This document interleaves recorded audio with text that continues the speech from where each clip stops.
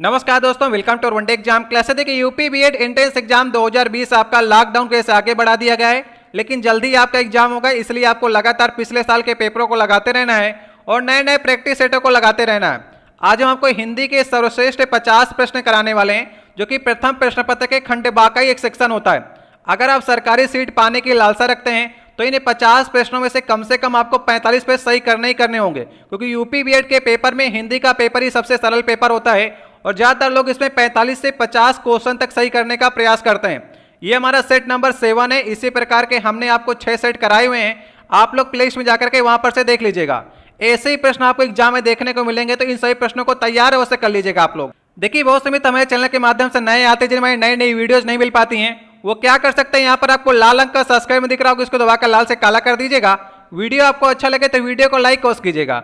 चलिए हम लोग सीरीज को स्टार्ट करते हैं। देखिए हिंदी के प्रश्न पत्र में एग्जामिनर सभी टॉपिक को छूने का प्रयास करता है, इसलिए 51 से 54 नंबर तक जो भी क्वेश्चन आपको दिए जाएंगे उसमें वर्तनी को आपको शुद्ध रूप से पहचानना है, जिसमें आपको 4 विकल्प दिए जाएंगे और शुद्ध वर्तनी का आपको चयन करना है। अगर आपको 51 नंबर प्रश्न आ जाता है तो आप 52 क्वेश्चन को भी देख सकते हैं। 4 ऑप्शन होंगे आपके पास, 3 से 4 सेकंड का समय होगा। पहले एक बार आप लोग प्रयास कर सकते हैं और वीडियो के लास्ट में पूरी ईमानदारी के साथ बताइएगा कि इन 50 महत्वपूर्ण प्रश्नों में से आप लोगों ने कितने प्रश्न के सही जवाब दिए हैं। देखिए स्रोत लिखा गया है और स्रोत को आपको पहचानना है कि स्रोत किस प्रकार से लिखा जाएगा। सही वर्तनी जो होगी स्रोत की वो ऑप्शन नंबर ए होगा। 51 का ए ऑप्शन सही है। स्रोत मतलब इंग्लिश में होता है ओरिजिन, ठीक है, जैसे कि जहां से उसकी उत्पत्ति हुई है उसे कहते हैं स्रोत। कुछ लोग स्रोत इस प्रकार से सही करने का प्रयास करते हैं, लेकिन इसका सही रूप होता है स्रोता वाला। तो स्रोता जो होता है वो सुनने वाला होता है। ये स्रोत जो होता है इसका कोई भी अर्थ नहीं होता है। शुद्ध रूप से स्रोत जो होता है वो ए ऑप्शन में लिखा गया। 52 नंबर क्वेश्चन है, गोष्ठी का आपको सही रूप देना है, शुद्ध वर्तनी का चयन करना है। तो गोष्ठी नहीं होता है, गोष्ठी होता है, इसलिए सही ऑप्शन होगा बी वाला, जिसे कहते हैं मित्र मंडली, या फिर आपने संगोष्ठी का भी नाम सुना होगा। तो ठीक है, गोष्ठी होता है ना कि गोष्ठी। 53 नंबर क्वेश्चन है, नक्षत्र को आपको सही से लिखना है। तो इसमें आपको सीधे सीधे पहचानने के लिए कह रहा है कि आप छा को पहचानिए। आप इस छा का प्रयोग करेंगे नक्षत्र लिखने में कि इस छा का प्रयोग करेंगे, तो सही ऑप्शन होगा सी वाला। ग्रह नक्षत्र जो होते हैं ना उसमें इस संयुक्त छा का प्रयोग किया जाता है। तो ठीक है, सही ऑप्शन होगा सी वाला। 54 नंबर क्वेश्चन है, निम्नलिखित में से कौन सा संयुक्त स्वर का उदाहरण नहीं है। जिस प्रकार से आपने संयुक्त व्यंजन का नाम सुना होगा उसी प्रकार से संयुक्त स्वर भी होते हैं। ह्रस्व स्वर, दीर्घ स्वर और संयुक्त स्वर और प्लुत स्वर होता है। तो संयुक्त स्वर वे स्वर होते हैं जो 2 स्वर के मिलने से बने होते हैं। जैसे कि ए लिखा गया है यहाँ पर, देखिए ए वाले ऑप्शन में ए लिखा गया है ना, तो ए कैसे बनता है, आ प्लस ई को मिला करके, छोटी ई को मिला करके ए का निर्माण होता है, इसलिए संयुक्त स्वर हो गया। अब यहाँ पर ए लिखा गया है तो ए बनता है आ प्लस ए को मिला देंगे आप तो ए बन जाएगा, तो ये भी संयुक्त स्वर हो गया।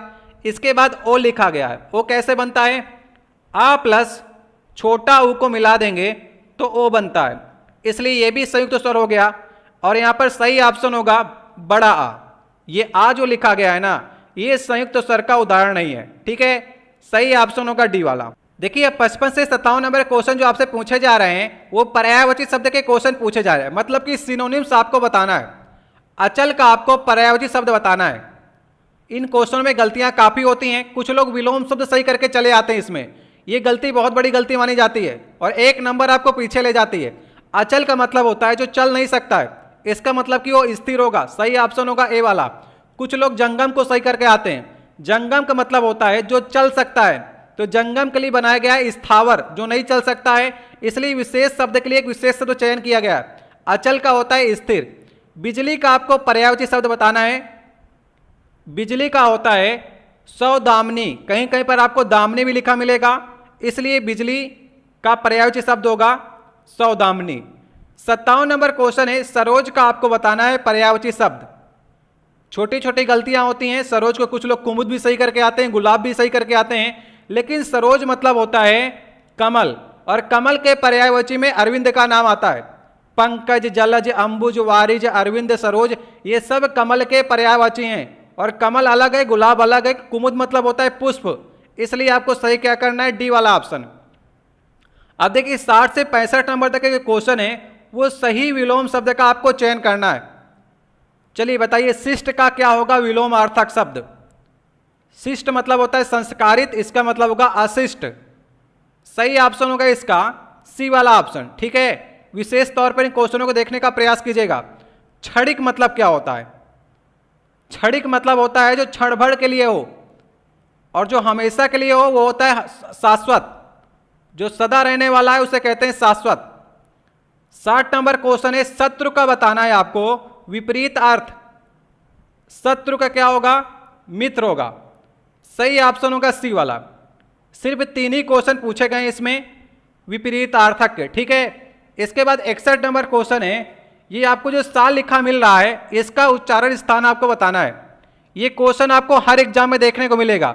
देखिए 3 प्रकार के सा होते हैं, आप लोग को मैंने कई बार बताया है। इन तीनों सा के आप लोग को उच्चारण स्थान मालूम होना चाहिए। किसी ना किसी एग्जाम में आपसे इसको पूछने का प्रयास अवश्य करेगा। अगर आप यूपी बीएड का पेपर दे रहे हैं या फिर आपका लेखपाल का पेपर होगा यूपी में लेखपाल का, तो उसमें भी एक क्वेश्चन आपको देखने को मिलेगा। ये जो आपको सादा सा देखने को मिल रहा है ना, इसको कहते हैं दंत सा। ये दांत की सहायता से बोला जाता है, तो इसको कहते हैं दंत सा। ठीक है, कहीं पर लिख लीजिएगा आप लोग, इसे कहते हैं दंत सा। और ये जैसे आप लोग सीटी वाला सा कहते हैं या फिर सलजम वाला सा कहते हैं, इसे कहते हैं तालब्य सा या तालु सा। तो ठीक है, सही ऑप्शन इसका क्या होगा? ए वाला ऑप्शन होगा। और ये षटकोण वाला सा है इसे कहते हैं मूर्धन्य सा। ठीक है, मूर्धा से बोला जाता है। तो कहीं पर लिख दीजिएगा, इसमें गलतियां नहीं होनी चाहिए, क्योंकि यहीं पर से आप किसी एक अच्छे स्टूडेंट से आगे निकल सकते हैं। क्योंकि वो गलती कर देगा तो आप गलती करके इसमें सुधार करके 1 नंबर को पा सकते हैं। तो इसका सही वाला ऑप्शन होगा पहला वाला। देखिए 62 नंबर क्वेश्चन है, ये 2 पंक्तियां आपको दी गई हैं, इसमें आपको चयन करना है कि किस रस का प्रयोग किया गया है। चलिए पंक्तियों को पढ़ते हैं। ये सूरदासी की पंक्तियां हैं। इसमें कहा गया अखियां जो हैं वो हर दर्शन की भूखी हैं। जब गोपियों को उद्धव आकर के बताते हैं कि श्री कृष्ण जी नहीं आ रहे हैं, तो अखियां हर दर्शन की भूखी हैं, ऐसा गोपियां कह रही हैं कि प्रभु जी के दर्शन को हमारी अखियां भूखी हैं। और कैसे रहें रूप रस रांची, ये बतिया सुन रूखी। और ये बातें सुन करके ये रूखी जो आँखियाँ हैं वो कैसे रूप को संवार सकती हैं, इसलिए यहाँ पर वियोगता को दर्शाया गया है, आंसुओं की बात की गई है, वियोग श्रृंगार रस होगा। 63 नंबर क्वेश्चन है पतंग शब्द का कौन सा अर्थ नहीं होता है? अगर आप अनेकार्थी शब्द के पास जाएंगे तो वहाँ पर पतंग का अर्थ जो होता है सूर्य भी होता है, कीटी भी होता है, पक्षी भी होता है, लेकिन घोड़ा नहीं होता है। इसलिए सही ऑप्शन होगा घोड़ा। देखिए प्रतिदिन किस समास का उदाहरण है?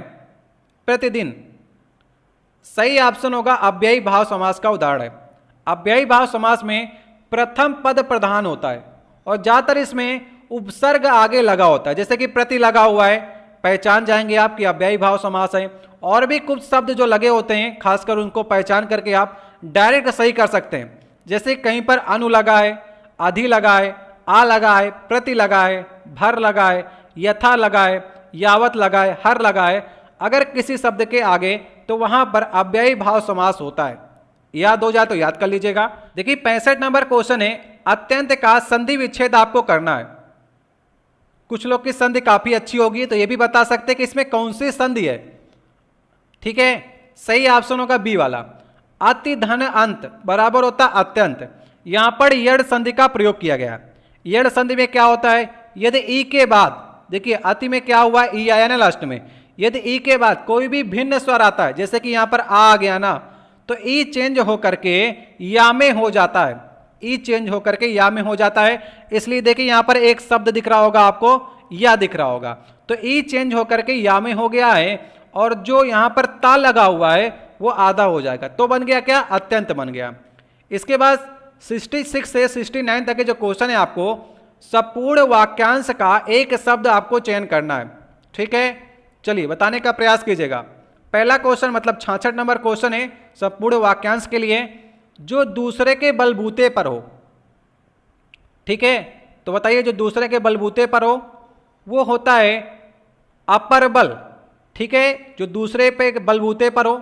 इस समय आप देख रहे होंगे महाभारत आ रही है, तो महाभारत में युद्ध जैसे होता है कौरव और पांडव में, तो दुर्योधन किसके बल पर लड़ रहा होता है?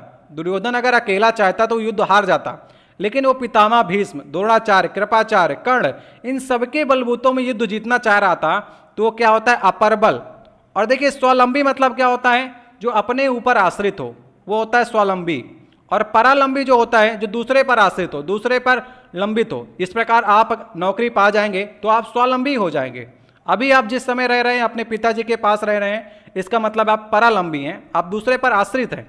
ठीक है, सही ऑप्शन होगा इसका बी वाला। 67 नंबर क्वेश्चन है, पलकों को गिराए बिना। पलकों को गिराए बिना का मतलब होता है डी वाला ऑप्शन, अनिमिष।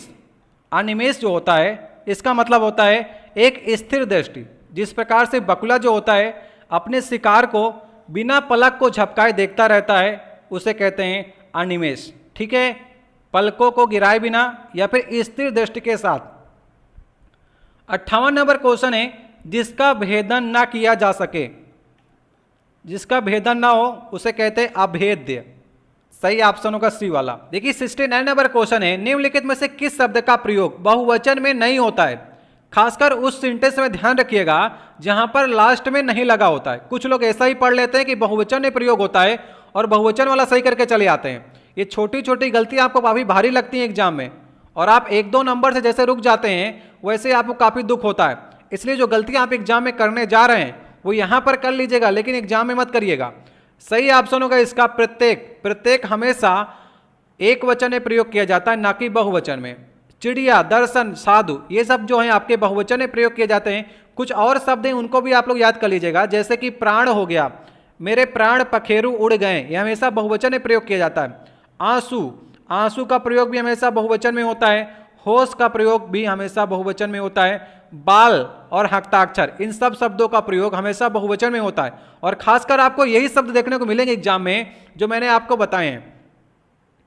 इसके बाद 70 से 72 नंबर क्वेश्चन में आपको संधि विच्छेद पर ध्यान देना है। खासकर अगर आप यूपी बीएड में अभी तक संधि विच्छेद पर ध्यान नहीं दे रहे हैं तो इनकी प्रैक्टिस कर लीजिएगा। संधि विच्छेद और समास, इन दोनों से क्वेश्चन आपको काफी देखने को मिलेंगे। 7 से 8 क्वेश्चन आपको एग्जाम में इसी दोनों टॉपिक से देखने को मिलेंगे, तो इन दोनों टॉपिकों को अच्छा कर लीजिएगा। जैसे कि देखिए भवन, भवन में कौन सी संधि का प्रयोग किया गया है। भवन में अयादि संधि का प्रयोग किया गया है। अब अयादि संधि कहां पर होती है, यदि ए आए ओ आओ के बाद कोई भी स्वर आता है तो क्या होता है, ए का आय हो जाता है, आय का आय हो जाता है, ओ का औ हो जाता है और औ का आव हो जाता है। अब यहां पर देखिए भो धन अन, सही ऑप्शन होगा 70 नंबर का बी ऑप्शन। देखिए यहां पर ओ के बाद क्या आया है, आ आया ना, ओ के बाद क्या आया, आ आया। तो ओ के बाद जब आ आएगा तो उसका अव हो जाएगा, तो अव हो गया ना भवन, भवन हो गया। ठीक है, तो सही ऑप्शन होगा बी वाला। इसी प्रकार देखिए 71 नंबर क्वेश्चन भी इसी प्रकार से दिया गया। पवित्र का आपको बताना है, पवित्र में कौन सी संधि विच्छेद सही है। सही ऑप्शन होगा सी वाला। यहां पर भी अयादि संधि का प्रयोग किया गया है। पोधन इत्र, जब ओ के बाद में ई आएगा तो वहां पर पवित्र हो जाता है। ठीक है, अयादि संधि का प्रयोग किया गया है, समझिएगा। अयादि संधि काफी इंपॉर्टेंट संधि है। 72 नंबर क्वेश्चन है, धन का व्यर्थ में ही खर्च करने वाला होता है। ठीक है, वाक्यांश के लिए एक शब्द आ गया यहां पर, धन को जो व्यर्थ में ही खर्च करता है उसे कहते हैं अपव्ययी। क्या ऑप्शन सही होगा, डी वाला। मितव्ययी वो होता है जो कम धन खर्च करता है। ठीक है, और जो व्यर्थ में ही धन खर्च करता है उसे कहते हैं अपव्ययी। सही ऑप्शन डी वाला। देखिए 73 नंबर क्वेश्चन है, यहां पर आपको सही का चयन करना है। ठीक है, पीतांबर लिखा गया, पीतांबर में आपको बताना है कौन सा समास है, तत्पुरुष समास, द्विगु समास, बहुब्रीहि समास या फिर द्वंद्व समास। समझिए, देखिए पीला है अंबर जिसका, मतलब जो पीले वस्त्र को धारण किए हुए है, इसमें कोई भी पद प्रधान नहीं होता, कोई तीसरा पद प्रधान होता है। जो पीले वस्त्र पहनता है उसे आप क्या कहते हैं, वो श्री कृष्ण होता है। इसलिए यहां पर बहुब्रीहि समास का प्रयोग किया गया है। ठीक है, समझ लीजिएगा आप लोग यहां पर। इसके बाद 74 नंबर क्वेश्चन है, रसोई घर। रसोई घर में कौन सा समास प्रयोग किया गया है, रसोई का घर, मतलब खाना बनाने का जो घर होता है उसे कहते हैं रसोई घर। सही ऑप्शन होगा तत्पुरुष समास, रसोई का घर। यहां पर देख रहे हैं ना, तो कौन सा समास है, तत्पुरुष समास है। 75 नंबर क्वेश्चन है, यहां पर निधड़क लिखा गया है। निधड़क, देखिए हमने आपको बताया था खासकर कुछ उपसर्गों का प्रयोग होगा। देखिए नी आया ना, नी बिल्कुल से अलग कर देगा, इसलिए प्रथम पद इसमें प्रधान हो गया। तो क्या होगा, यहां पर अव्ययी भाव समास होगा। कौन सा ऑप्शन सही है? सी वाला ऑप्शन सही है। 76 नंबर क्वेश्चन है, कनक कुदुर केदार बीज सुंदर सुमरनि वर, इस पंक्ति में किस अलंकार का प्रयोग किया गया है? अनुप्रास अलंकार में क्या होता है? जब किसी वर्ण की आवृत्ति बार बार होती है तो वहां पर अनुप्रास अलंकार होता है। देखिए कनक में का, कुदुर में का, केदार में का की आवृत्ति जब बार बार होती है तो वहां पर अनुप्रास अलंकार होता है। सही ऑप्शन होगा बी वाला। 77 नंबर क्वेश्चन है, निम्नलिखित में से किस शब्द में अयादि संधि है? अगर आपको वीडियो थोड़ा सा भी अच्छा लगा हो तो आप लोग लाइक अवश्य करिएगा। हमारा प्रयास है कि आपको इन 50 प्रश्नों में से जितना भी इंपॉर्टेंट चीजें हैं आपको बताई जाए। ठीक है, किस शब्द में अयादि संधि है? देखिए अयाद में हमने आपको बताया था ना, कैसे आप पहचानेंगे? यदि उसमें आए आए आओ आओ का शब्द यहां पर अगर बीच में लगा होता है तो वह अयादि संधि होती है। देखिए यहां पर नायक लिखा गया, तो नायक कैसे सही होगा? नायक में देखिए आया ना, बीच में देख रहे हैं ना नायक, तो नय प्लस अक, इन दोनों को मिलाएंगे जब आय के बाद अगर कोई भी स्वर आ रहा है ना, तो आय हो जा रहा, तो नायक हो जाएगा। यहां पर ही आया संधि है। सही ऑप्शन होगा इसका सी वाला ऑप्शन। ठीक है, इसके बाद कौन सा वाक्य शुद्ध है, इसकी आपको पहचान करना है। चलिए बताइए 78 नंबर में कौन सा वाक्य आपको शुद्ध नजर आ रहा है? सही ऑप्शन होगा सी वाला। भारत में अनेक जातियां हैं। ठीक है, अनेक को हमेशा अनेक ही लिखते हैं। अब अनेक को आप बहुवचन क्यों बनाएंगे? अनेक तो पहले से बहुवचन है, जातियों को बनाइए ना बहुवचन। भारत में अनेक जातियां हैं, तो सही ऑप्शन होगा सी वाला। 79 नंबर क्वेश्चन, चलिए बताइए इसमें से कौन सा वाक्य आपको शुद्ध लग रहा है? पढ़ लीजिए क्योंकि आपको चारों पढ़ने पड़ेंगे और समय आपको देना पड़ेगा, तभी आप लोग सही कर सकते हैं। सही ऑप्शन होगा बी वाला, मुझसे यह काम होना संभव नहीं है। ठीक है, बाकी सबको आप लोग पढ़ लीजिएगा, आपको सारे कहीं ना कहीं गलतियां निकलेंगी। मुझसे यह काम होना संभव नहीं है, यही सबसे सही है। ठीक है, 79 का बी ऑप्शन सही है। 80 नंबर क्वेश्चन है, दुग्ध तत्सम शब्द का तद्भव रूप बताना है। दुग्ध जो है वो तत्सम शब्द है, मतलब संस्कृत से आया है, तो आपको हिंदी रूपांतरण उसका बताना है। तो हम लोग क्या बोलते हैं? हम लोग सीधे सीधे से दूध बोलते हैं, तो हम लोग तद्भव का प्रयोग करते हैं। ठीक है, तो तत्सम से तद्भव की उत्पत्ति हुई है, दुग्ध से दूध का निर्माण हुआ है। अब देखिए 81 से 83 नंबर क्वेश्चन है, उसमें आपको रिक्त स्थानों की पूर्ति करना है। हमने आपको बताया था कि हर टॉपिक से आपके क्वेश्चन पूछे जाएंगे, इसलिए कोई भी टॉपिक आपको छोड़ना नहीं है। 81 नंबर क्वेश्चन है, उत्कर्ष के बाद आप क्या भरेंगे जो जीवन के अनिवार्य अंग हैं? देखिए उत्कर्ष मतलब क्या होता है? उन्नति, और अगर आपकी उन्नति हो रही है तो कहीं ना कहीं आपकी अवनति भी होगी, इसलिए उत्कर्ष के साथ में अपकर्ष हमेशा जुड़ा होता है। अगर उत्कर्ष में आप कहीं पर पहुंच गए हैं तो जरूर नहीं कि हमेशा आप उत्कर्ष में ही रहें, आप अपकर्ष की ओर भी आ सकते हैं। तो उत्कर्ष और अपकर्ष जीवन के अनिवार्य अंग हैं, इन्हें आपको भी समझना होगा। अगर आप इस समय दुख में हैं तो हमेशा आप दुख में नहीं रहेंगे, आप सुखी जरूर होंगे। अगर आप इस समय मेहनत कर रहे हैं, आप इस समय पढ़ रहे हैं, लगातार पढ़ रहे हैं, तो आपको जीवन में और ज़्यादा मेहनत की आवश्यकता नहीं है, क्योंकि आप पहले ही मेहनत कर रहे हैं और आपको बाद में सुख मिलेगा।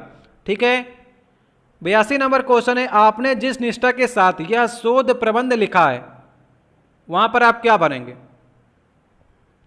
सही ऑप्शन होगा बी वाला, प्रशंसनीय। आपने जिस निष्ठा के साथ यह शोध प्रबंध लिखा है वह अति प्रशंसनीय या फिर वह प्रशंसनीय है। 83 नंबर क्वेश्चन है, मृत्यु जीवन का क्या है? बताइए मृत्यु जीवन का क्या है? एक शाश्वत है, एक बिल्कुल से क्या है?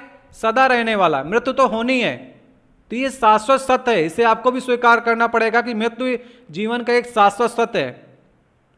सही ऑप्शन होगा इसका ए वाला ऑप्शन। अब देखिए शब्द आ गए हैं मुहावरों का, आपको अर्थ, सही अर्थ का चयन करना है। 84 नंबर क्वेश्चन है, दुम दबा करके भाग जाना। इसका मतलब है कि डर जाना। अगर दुम दबाकर आप भाग रहे हैं इसका मतलब डर गए हैं। सही ऑप्शन होगा ए वाला। ठीक है, क्वेश्चन कठिन नहीं आते हैं, यह बात आपको ध्यान रखनी होगी। क्वेश्चन बिल्कुल नॉर्मल लेवल के आते हैं, गलतियां आप इन्हीं क्वेश्चन में करते हैं। आप जाकर यूपी बीएड का पेपर देखेंगे पिछले सालों के, और इस साल का भी आप लोग जाकर देखिएगा, आप 45 से 50 क्वेश्चन तक सही कर सकते हैं, लेकिन आपसे गलतियां जो होंगी 4-5 गलतियां वो छोटे छोटे क्वेश्चन में ही होंगी। पापड़ बेलना मतलब क्या होता है? पापड़ बेलना मतलब कई तरह के कष्ट उठाना, किन्हीं बात के लिए आप पापड़ बेल रहे हैं, कोई चीज़ के लिए मांगने के लिए, तो किसी प्रकार के आप कष्ट को उठा रहे हैं, मतलब कि पापड़ बेल रहे हैं। अंगूठा दिखाना, अंगूठा दिखाना मतलब होता है कि मना कर देना, देने से इनकार कर देना। सही ऑप्शन होगा डी वाला। जिस शब्द की विशेषता बतलाई जाती है उसे क्या कहा जाता है? चलिए बताइए 87 नंबर क्वेश्चन। जिस शब्द की विशेषता बतलाई जाती है उसे क्या कहते हैं? विशेष कहते हैं। और जो शब्द विशेषता बतलाता है उसे क्या कहते हैं? विशेषण कहते हैं। और जो शब्द विशेषण की विशेषता बताता है उसे कहते हैं प्राविशेषण। जैसे कि यह कुत्ता काला है, तो काला किसके लिए प्रयोग हुआ है? कुत्ता के लिए प्रयोग हुआ है। तो कुत्ता यहां पर क्या है? विशेष है। जिस शब्द की विशेषता बतलाई जा रही है, तो यहां पर कुत्ते की विशेषता बतलाई गई ना, तो कुत्ता विशेष हो गया और काला क्या हो गया? विशेषण हो गया। 88 नंबर क्वेश्चन है, गगनचुंबी में किस प्रकार का समास है? गगन को चूमने वाला, ठीक है, तो कर्म तत्पुरुष है। यहां पर तत्पुरुष में भी अलग अलग भेद होते हैं। सही ऑप्शन होगा इसमें तत्पुरुष समास, ठीक है। गगन को चूमने वाला तत्पुरुष समास होगा यहां पर। अब देखिए मुहावरों के बाद लोकोक्तियों से क्वेश्चन भी आपके एग्जाम में पूछे जाएंगे। 89 से 91 तक जो क्वेश्चन है आपके, वो लोकोक्तियों के अर्थ से संबंधित क्वेश्चन है। इस क्वेश्चन को समझिएगा, ये क्वेश्चन आपके हर एग्जाम में देखने को अवश्य मिलेगा। देखिए 89 नंबर क्वेश्चन में लिखा गया, एक तो करेला दूजा नीम चढ़ा, इसका अर्थ आपको समझना है, ठीक है। इसका सही ऑप्शन होगा जो बुरा है उसका और बुरा हो जाना। इसको मैं आपको एक उदाहरण के रूप में समझा देता हूं। जैसे कि आपने जो ग्रामीण क्षेत्र से होंगे तो उन्होंने गिलोय नामक का शब्द सुना हो। गिलोय जो होता है एक लता होती है, जो कि बुखार, अगर आपको टाइफाइड हो गया है तो आप गिलोय का अगर काढ़ा पी लेते हैं तो आपका जो बुखार होता है, टाइफाइड होता है, वो सही हो जाता है। तो गिलोय जो उत्तम मानी गई है, गिलोय लता होती है, किसी न किसी पेड़ पे चढ़ती है ऊपर की ओर। तो अगर गिलोय जो है वो नीम के पेड़ में चढ़ जाती है तो गिलोय जो होती है सर्वोत्तम मानी जाती है, क्योंकि उसमें कड़वाहट और ज़्यादा आ जाती है, क्योंकि नीम क्या होती है? कड़वाहट के रूप में जानी जाती है, और गिलोय में अगर कड़वाहट आ गई तो जल्दी बुखार को सही करती है। तो इसी प्रकार से देखिए इसको, एक तो करेला दूजा नीम चढ़ा, ठीक है। करेला वैसे भी कड़वा होता है, अगर करेला नीम के पेड़ में चढ़ करके फरता है तो और भी कड़वा हो जाएगा, ठीक है। पहले तो बुरा था ही करेला, और उसका बुरा हो जाना कि वो नीम के पेड़ में चढ़ गया है। जैसे गिलोय जो होती है नीम के पेड़ में चढ़ करके और भी कड़वी हो जाती है और आपके बुखार के लिए काफ़ी फायदेमंद होती है। उसी प्रकार से ये उदाहरण को अगर आप समझ लेंगे तो आप जीवन पर्यंत आप कभी नहीं भूलेंगे। 90 नंबर क्वेश्चन है, अक्ल बड़ी या भैंस? सही ऑप्शन है डी वाला। शारीरिक शक्ति की तुलना में वृद्धि की शक्ति जो होती है बड़ी होती है। यहां पर वृद्धि नहीं, बुद्धि लिखना चाहिए था। अक्ल बड़ी या भैंस, तो बुद्धि की शक्ति जो होती है बड़ी होती है। सही ऑप्शन होगा डी वाला। 91 नंबर क्वेश्चन है, यहां पर देख सकते हैं, खोदा पहाड़ निकली चुईया। चलिए बताइए खोदा पहाड़ निकली चुईया का सही अर्थ क्या होगा, मतलब सही उत्तर क्या होगा? सही उत्तर होगा डी वाला। परिश्रम को देखते हुए बहुत कम फल मिलना, ठीक है। कुछ लोग सी को सही करने का प्रयास करेंगे। छोटे काम के लिए अत्यधिक व्यर्थ में परिश्रम करना, ये नहीं है। देखिए आप पहाड़ को खोद रहे थे तो कोई छोटे काम के लिए आप ये नहीं देख रहे थे कि अंदर छोटा सा ही मिलेगा।